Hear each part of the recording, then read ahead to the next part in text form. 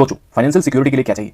क्या एक बड़ी सैलरी या परफेक्ट मार्केट टाइमिंग? बहुत लोग सोचते हैं कि लाखों का पैकेज हो तभी इन्वेस्ट करेंगे, पर असली मैजिक बड़ी इनकम में नहीं, हैबिट में होती है। यहाँ आज इस वीडियो में हम बात करेंगे कैसे सिर्फ एक छोटी सी वीकली अमाउंट से आप शुरू करके बड़े वेल्थ को क्रिएट कर सकते हैं बिना किसी टेंशन के। और इसके साथ साथ मैं यहाँ पे शेयर करूंगा इन्वेस्टिंग के कुछ मिथ्स, मार्केट क्रैश का बेनिफिट, अर्ली स्टार्ट का पावर और कैसे आप इन्वेस्टिंग को अपनी लाइफ की सॉलिड हैबिट बना सकते हैं।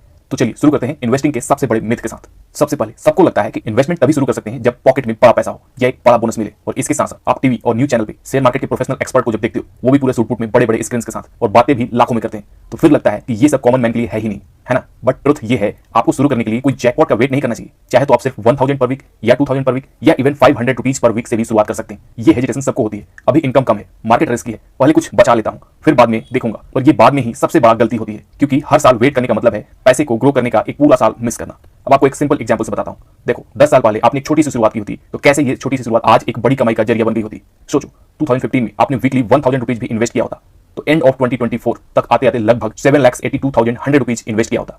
लेकिन कंपाउंडिंग और स्टेडी इन्वेस्टमेंट की वजह से आपका पोर्टफोलियो ऑलमोस्ट 18,15,533 लाख के आसपास पहुंच गया होता, वो भी सिर्फ 15% के एनुअल रिटर्न से। और ये 15% के एनुअल रिटर्न कमाने के लिए कोई बहुत बड़ा रॉकेट साइंस नहीं चाहिए, सिर्फ इंडेक्स फंड या कुछ स्मॉल कैप या मिड कैप ईटीएफ्स जो कि इससे ज्यादा रिटर्न देते हैं। लोग अक्सर सोचते हैं कि एक महीने में क्या हो सकता है, पर वो एक डेकेड में क्या हो सकता है ये कभी सोचते ही नहीं और उसको अंडर एस्टिमेट करते हैं। तो पहला लेसन यहाँ पे ये है कि कंसिस्टेंसी ही सब कुछ है, जो कि आपने देखा कैसे सिंपल 1000 रुपीज की एसआईपी भी, जो कि 10 साल पहले शुरू की गई थी, आज के दिन आपको 18 लाख का पोर्टफोलियो बना के दे रही है।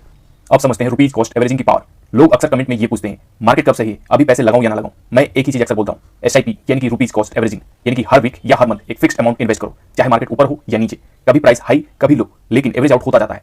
मार्केट गिरे तो ज्यादा शेयर्स मिलते हैं और मार्केट बढ़ता है तो वही ज्यादा शेयर्स आपको बहुत ज्यादा प्रॉफिट भी दे जाते हैं। कोई मार्केट को टाइम करने की टेंशन नहीं, यहाँ पर प्रोफेशनल्स भी मार्केट का सही टाइमिंग नहीं कर पाते, तो हम और तुम क्यों ही रिस्क लें। बस हमें अब इतना इंश्योर करना कि हम अपनी हैबिट और कंसिस्टेंसी को मेंटेन रखें।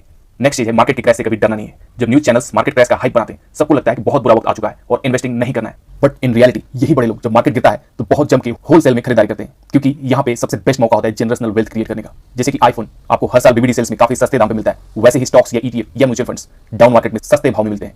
देखो, इतिहास गवाह है, चाहे 2008 का क्रैश हो या 2020 का क्रैश, जिसने भी एसआईपी कंटिन्यू की उसका पोर्टफोलियो आज सबसे ज्यादा स्ट्रांग है। और आज आप उसके पोर्टफोलियो की बराबरी भी नहीं कर सकते, क्योंकि उसने डाउन ट्रेंड में बड़ी क्वांटिटीज को एक्यूमुलेट किया थ्रू एसआईपी, और जब मार्केट रिकवर किया वही बड़ी क्वांटिटी उसके लिए जनरेशनल वेल्थ बना के गई। अब बात करते हैं अर्ली शुरुआत का फायदा।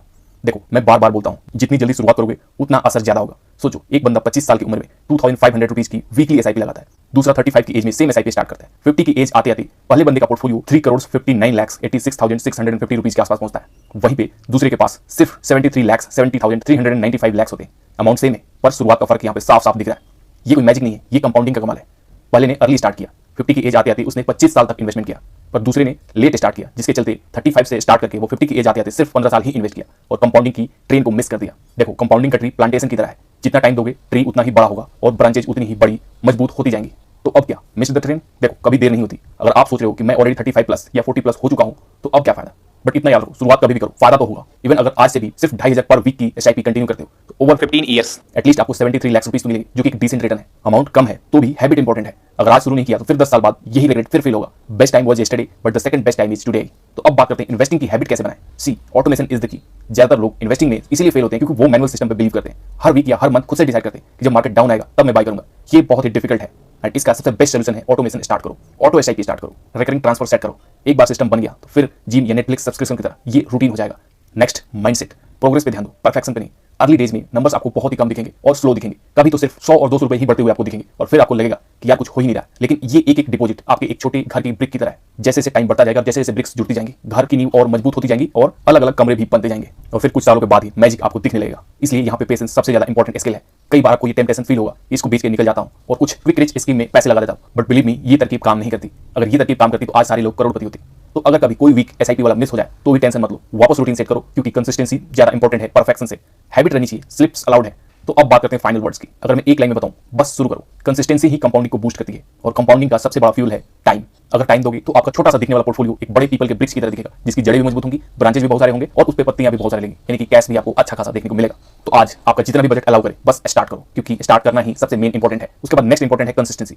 एक बार आपने स्टार्ट कर लिया, उसको रोकना नहीं, उसको मेंटेन करना जब तक कि आप अपने गोल को अचीव ना कर लो। तो दोस्तों, वीडियो पसंद आई हो तो लाइक करना, सब्सक्राइब करना और कमेंट में बताना आप अपनी नेक्स्ट एसआईपी कब से स्टार्ट कर रहे हो।